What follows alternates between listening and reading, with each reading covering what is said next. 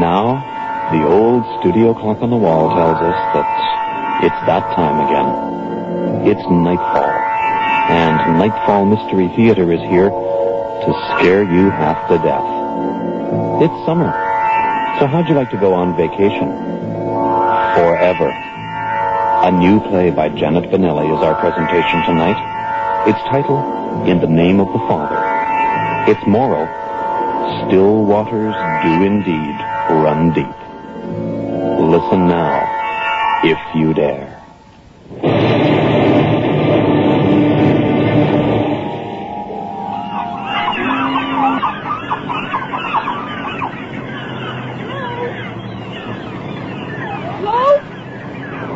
Hello, are you free? Excuse me, is your cab free? I want to go to Comfort's End. Oh. Do you know the distance? It's a long way, you know. I'm free, all right, but it'll cost you. I know it's a long way. How much is your flat rate? 50. At least 50. And I won't get a return fare, so it's double. Oh, come on. I have friends in Halifax. They said maybe 60 or 70 at the most. So let your friends drive you there. I'll say 85, and that's it. Well, I guess I don't have much choice, do I? Okay, 85. Give me a hand with my luggage, will you?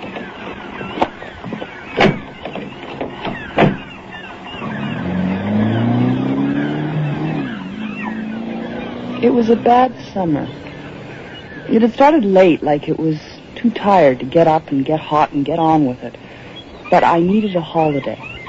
And my Halifax friends had recommended Comfort's End, a coastal community with lovely scenery, low prices, and decent people who minded their own business. Well, I didn't know that part of the province, but I desperately needed a few fresh air-filled weeks by the sea. And then I saw the rocks. You going to Comfort's End on business? Oh, no, it's a holiday. Oh, yeah? Well, not much to do there. Wouldn't be my choice of a holiday spot if I was a young lady. Well, my friends tell me it's quite beautiful. Isn't the town some sort of historical site? Oh, never heard that one. A lot of superstition, but no real history, I don't think. No place for a holiday as far as I'm concerned. Well, I'm a writer, and the places past in central drama is interesting. I'm sure I'll like it. Besides, I don't enjoy places where people depend on nightclubs and bars and things for their vacations. Oh, yeah? Where are you staying? Well, my friends, the people in Halifax, they booked a room for me with a family called Wicklow. Oh, do you know where their house is? Oh, yeah. I know it. It took us about an hour to get there. And all along the way, I saw the rocks. They were large, flat, shapeless, smooth and gray as a winter sky. And beyond the rocks was the ocean, deep and half asleep. Black glass, disturbed only by the occasional curlew fishing for lunch. Or, once, cut in parallel stripes by half a dozen bleak, unbending fins. Oh, look! What? Those sharks. Oh, lots of swimming things out in these parts. Fish and everything in the water out here. And suddenly I didn't like it. Dark waves, a low sky, both splashing and drizzling on those flat gray rocks. I didn't like it. And something told me to turn back. I couldn't. And this was, of course, long before I knew anything about the people and their damnable, dreadful christening Sunday. Are these good friends that sent you out to the ends of the earth for your vacation? It's a funny sort of place to send anyone, I think. My friends speak very highly of the Wicklows. I gather the food at their place is very good. Oh, Nan Wicklow has a reputation for her cooking. Whatever else happens, you'll be fed, all right. As we approached the town, it appeared to be even prettier than I'd imagined. My apprehension faded for a while, caught up in the atmosphere. Oh, the houses were so old, they'd sunk beneath the street, so a person would have to step down to get into the entrance instead of stepping up. And these signs dangled from wrought iron arms in strange shapes like snail patterns. And they said things like traps sold, fresh lobster, nets mended. And then, for people like me, souvenirs.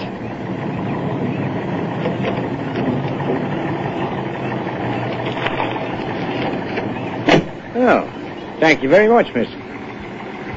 Planned to give me a guilt complex, did you? Well, that's very kind of you. Here's hoping the holiday's all it's cracked up to be. Well, here's my card. Nan Wicklow can call me if you need transportation back.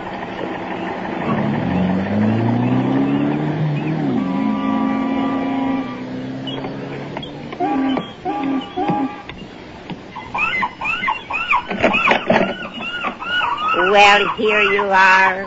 We've been expecting you. We don't really get many visitors, although we're well equipped to handle them. Your friend, Sir Ryerson, seems to like my meals.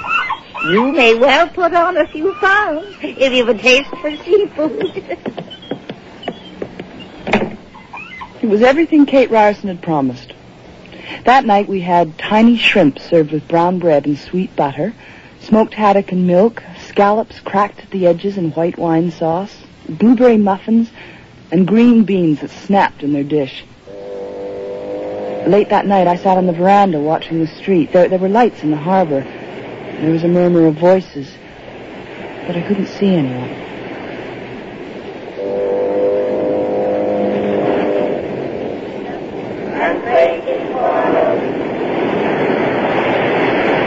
Outside my window, the moonlight fell on the rocks. Slippery rocks bedded in bubbles and green pools of swimming things. I was the only guest in the house, but I knew there were other people. Nan Wicklow had a husband. Oh, and they both had a daughter. Her name was Callista. Good day. Hello there. I'm Callista Wicklow. I'll assume you're sleeping well. People like that bedroom you're in. They like my mother's cooking, too. Although it's no time to go on a diet. Yeah, your mother's a sensational cook, and yes, I'm enjoying myself very much. So far. Yeah, well, of course, so far. We don't get many visitors. Certainly not at this time of year. Well, surely this is a good time. Late summer is good weather. It's an excellent time for scenery and good weather. That's why it's our time. We don't encourage strangers. Well, not to make you feel unwelcome. We like people, and you're so pretty. You'll be well liked. I hope people like me. Although, I've been here almost a week, and I've never seen anyone outside of your mom and dad and a few men down by the harbor. Do the local people take their own vacations somewhere else in the area? It's a sort of vacation, I guess. But no one's gone away. And then I saw them. People in twos and threes, coming from a large building set high at the end of the street. They were all walking together, talking together, laughing and waving back and forth.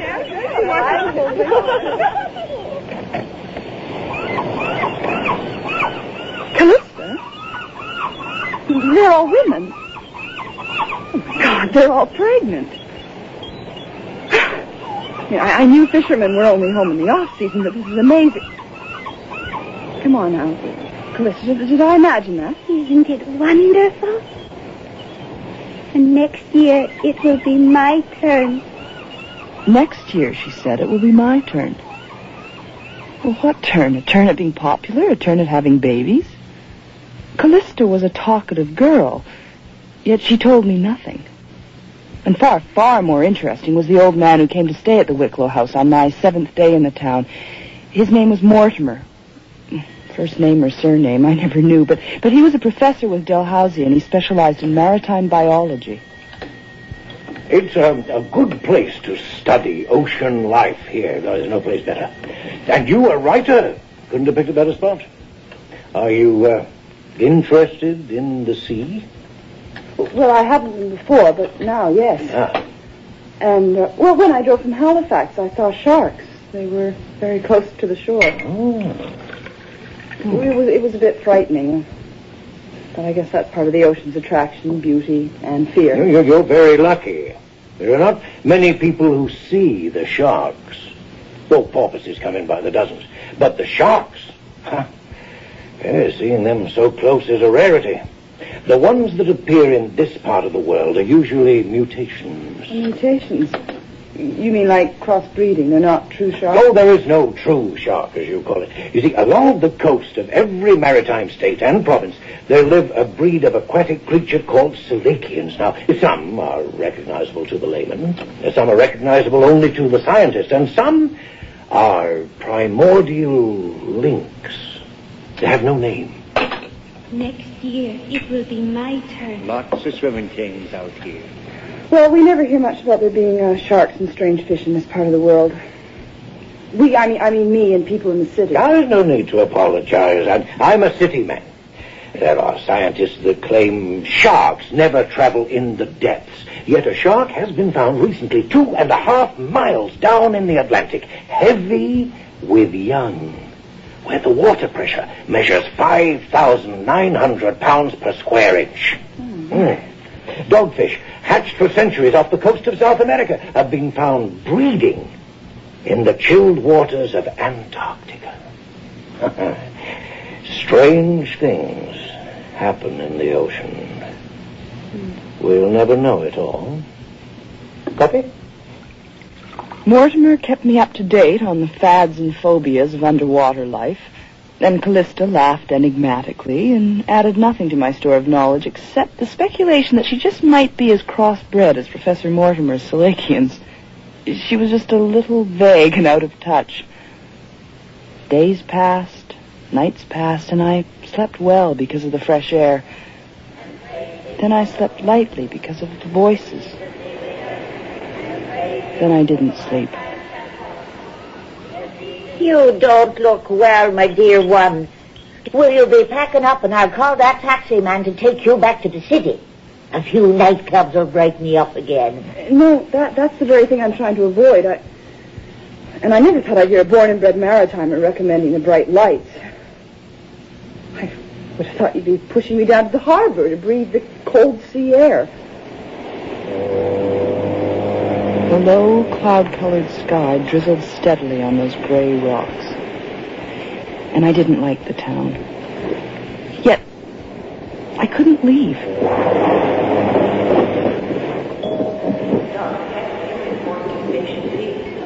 Dr. Headley, report to station. Daddy? Zeta? It's okay, darling. Squeeze my hand if you can hear me, can you? All right, love. You know, one thing I really regret is that I never made you a grandfather. Now, I know it was important to you, and I know you should have been able to see the child your daughter would produce for you. And I would have picked a healthy man, I would. Are you laughing? Daddy, squeeze my hand if you're laughing.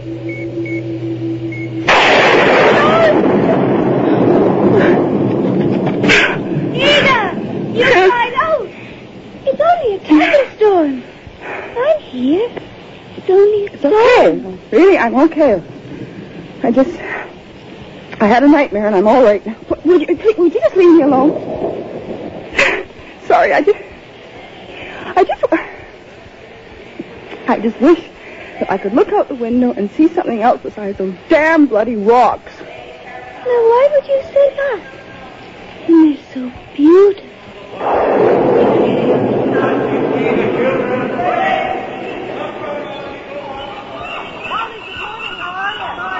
It was less than 3 days before I planned to leave when things started to happen.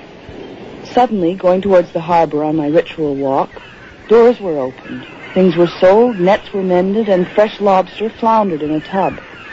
The fishermen were unusually animated and talked amongst themselves. And there was a man that looked like Mortimer touching up the paint on the rum runner. He was up on the prow of the ship, painting great black eyes and jagged teeth. I really thought he was mad. I mean, painting eyes and a mouth on that poor old boat. Oh, nothing wrong with that, dear. He's well accepted around here now. Professor Mortimer is one of us, and he only needs to help. Have a bit more? Oh, thank you, I will. It's an old superstition in Comfort's End that the boats must be armed against the enemy, against things in the sea that could overcome us. More tea. She served me rainbow trout, nestled in a bed of new PEI potatoes, heavy with salt and butter. And for dessert, I was given a choice of cheese and a tray of home-baked oatmeal cakes.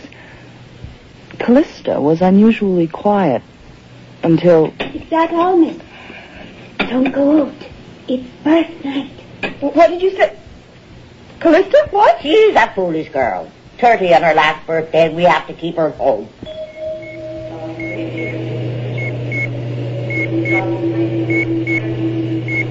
It was almost fun coming to the hospital tonight, Dad. Some woman in maternity had quadruplets. And, newspapers are here. People from the television. Giving birth is big news in a hospital, I guess.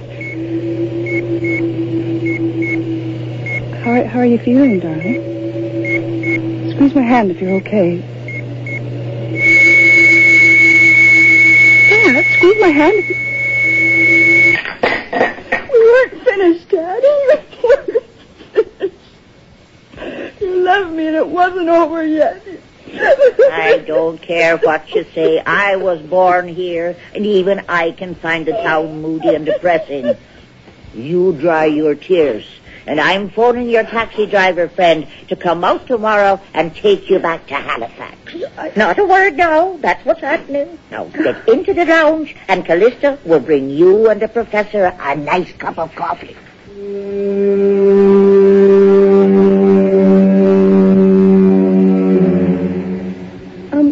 Callista said it was birth night. Ah.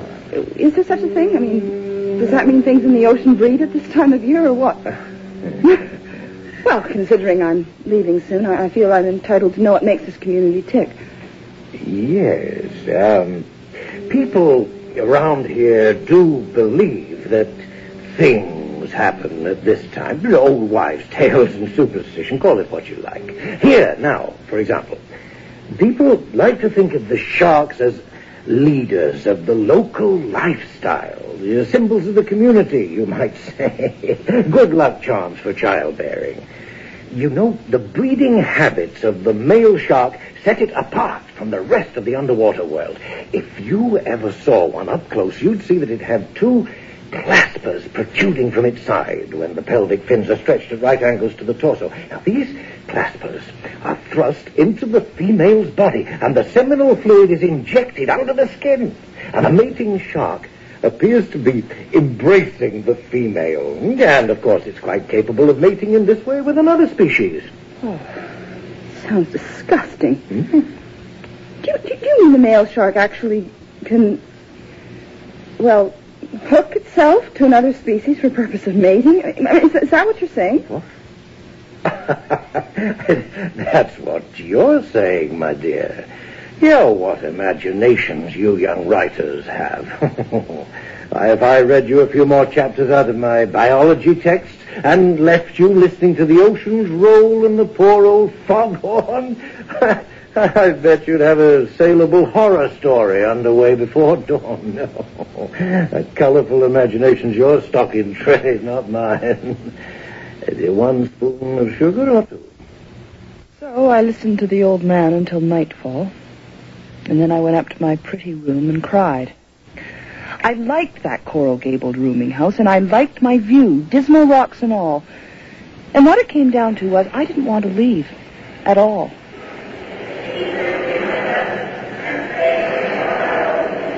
I'd like to say I slept well, but the chanting kept me awake, and the waves on the rocks became louder and louder until I knew that the shadows were more than moonlight. They were swimming things. They were creeping up out of the water, sitting on the rocks, touching them, tripping and sliding, streaking back along those seaweed slime paths, watching for seagulls, and finally disappearing through that black glass surface of saltwater bubbles. I'm sorry, my dear. The patient has expired.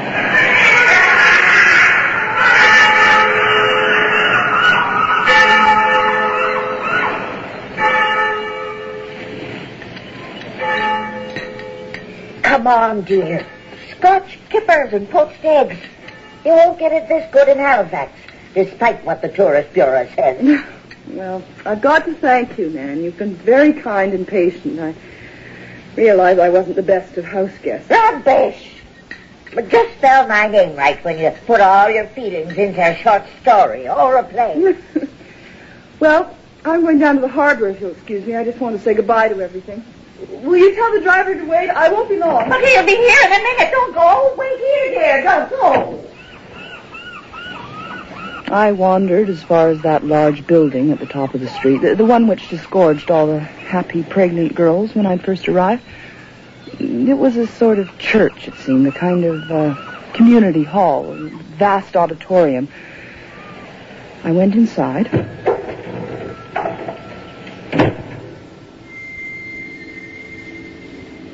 There were bright green walls with black trim. Scrolls everywhere on snail patterns. The windows were painted out, and the air, it was green and filtered like water under the sea, green and mottled. It was decayed light, and little twinkling candles in fragile blown glass lanterns, and high back chairs, and a sort of altar. Oh! I didn't mean to frighten you, my dear. But now you're here, a little history of the place is called for. You see, to the primitive man, the shark is a vengeful god and cunning. He cannot be satiated by the occasional gift of a man. He demands extraordinary homage. Sometimes natural rocks are used for stone altars and are the sites of mystic ceremonies. Who are we to question our ancestors? Who are we to deny our inheritance? No, Professor Mortimer, this is 1981. We are not in Samoa. I mean, we're not in ancient Tahiti. This is Nova Scotia. The people here, they're fishermen. Yes, they're childlike in their superstitions, but they are not violent. They're not frightening. They're not pagan. Don't be afraid, my dear. If you don't believe, you can leave. Remember, you have always had the right to leave. They're all down by the rocks now. They're down by the rocks now, she said. And they were. It was a clear day. The seagulls swooped down, antagonizing the curlews. And bright black patent leather fins cut lines in the water with silver streaks among the dank gray rocks. And all those fine young women, thin now and red-cheeked, they were lined up against the tide with their blanketed bundles in their arms. The season be with us and praise him for our own. The season be with us and praise him, for my time shall come. The season be with us and praise him, for he is the Father. I watched, fascinated and terrified. And a man suddenly stepped forward. It was Mortimer. He wore a white lace cassock. It was gleaming like his hair and lined with rows of green and blue stitching, deep sea colors. And his hands were pale. In the name of the Father, In the name of his Son, blessed be the children, for theirs is the kingdom, suffer all little ones. for they shall come, for they shall come, For they shall come. In the name of the Father, Down rocks, deadly with no paths, jagged edges for cutting feet, and straight slime-colored slides ending in bottomless pools to fall in. You see, when the wind came up, without warning, catching the pink and blue blankets of those young women, whipping them all like the eye of a storm, battering Mortimer in his sea-green cassock, I shielded my eyes, and then I ran away. And the tide was full of swimming things. There were bottomless cups of bubbles. I cut my feet. My stockings were blood-soaked. My hands were raw. And things in those rocks, they snatched out at me. They embraced me. They clung to my hair. They slipped across my lips and slid along my legs. I made it as far as the highway. A truck aimed for the city took pity on me, and he picked me up. I never went back for my bag.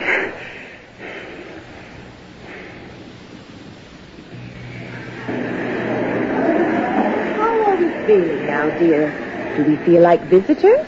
There's a Mrs. Wicklow outside to see us.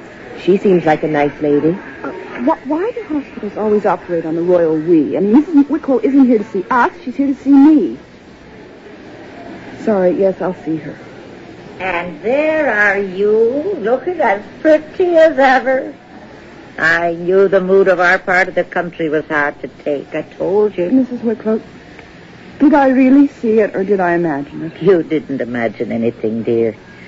He just had a nasty fall against the rocks. And that's the way it's been.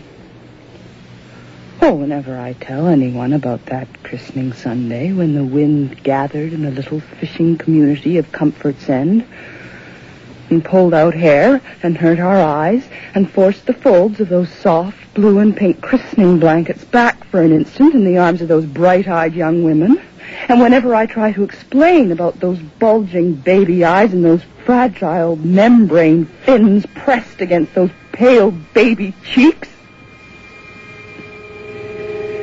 they say I'm crazy, and they turn away.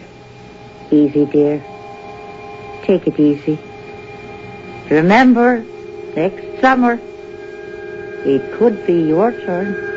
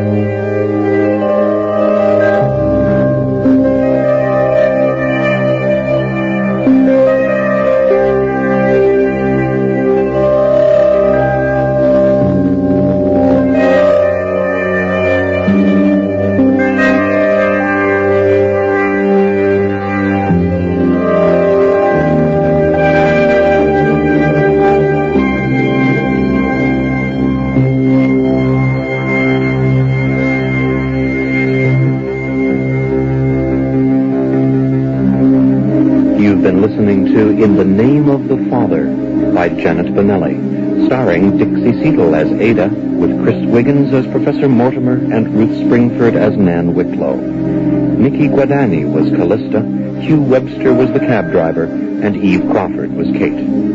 The studio technician was our own Ray Folsick, the sound effects were by Matt Wilcott, and the production assistant was Nancy McElveen. This edition of Nightfall Mystery Theater was produced and directed by Stephen Katz.